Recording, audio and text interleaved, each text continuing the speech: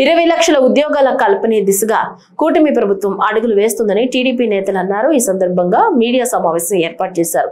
ఇప్పుడు ఆ వివరాలు చూద్దాం. యువత యొక్క భావితరాల భవిష్యత్తు, రేపటి పౌరులు వీరందరినీ తీర్చిదిద్దటానికి వారి యొక్క కెరియర్స్లో వారి ఆలోచనలు ఒక యాంబిషియస్గా ఉండటానికి ఖచ్చితంగా ఈ ఐటీ విప్లవం, గూగుల్ టెక్ లాంటి సంస్థలు దోహదపడతాయి.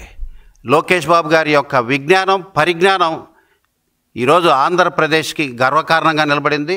యువత అందరూ కూడా ఉత్సాహంతో, ఆనందంతో, సంతోషంతో ఉన్నారు.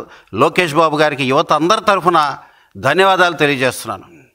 రేపు జరగబోయే MOU ఢిల్లీలో ముఖ్యమంత్రి నారా చంద్రబాబు నాయుడు గారు, అదేవిధంగా ఐటీ మినిస్టర్ లోకేష్ బాబు గారు వీరందరూ కూడా రేపు గూగుల్ టెక్ ద్వారా చేసుకునే ఒప్పందం 55,000 కోట్ల పెట్టుబడి, దాదాపుగా సౌత్ ఏషియాలోనే బిగ్గెస్ట్ డేటా సెంటర్గా విశాఖపట్నంలో మొదలు కాబోతుంది.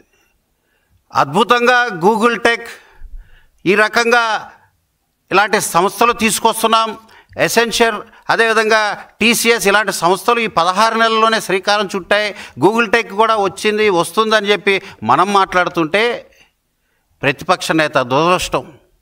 ఇక్కడున్న ప్రతిపక్ష నేత గూగుల్ టెక్ ఎందుకు, గోళీలు ఆడుకుంటే సరిపోద్ది కదా, పానీపూరి తీసుకొచ్చాం, బండిలు తీసుకొచ్చాం, అదేవిధంగా ఫిష్ మార్ట్లు తీసుకొచ్చాం, ఇవి కదా పరిశ్రమలంటే, ఎందుకు ఈ గూగుల్ టెక్లు, ఎందుకు ఈ TCSలు, ఎందుకు ఈ సంస్థలని మాట్లాడుతున్నారు. చూసారా, లోకేష్ బాబు గారి యొక్క పెంపకం, ఆయన స్టాన్ఫర్డ్ ఎడ్యుకేషన్ ఒకవైపు, ఏం చదువుకున్నాడో, ఎంతవరకు చదువుకున్నాడో, ఎంతవరకు పరిజ్ఞానమో జగన్ రెడ్డి యొక్క ఎడ్యుకేషన్ ఒకవైపు,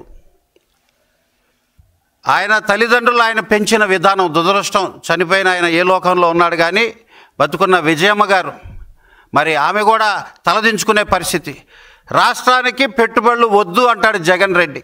చంద్రబాబు గారు this is a game changer, ముఖ్యమంత్రి చంద్రబాబు గారు this is a game changer, Google టెక్లన్నీ ఇతర సంస్థలన్నీ కూడా రావటం ఇట్స్ ఎ గేమ్ చేంజర్ అని చంద్రబాబు గారు అంటుంటే, గేమ్ అంటే ఆడుదాం ఆంధ్ర, అవినీతి ఆంధ్ర కాదా అని జగన్ రెడ్డి అంటున్నాడు.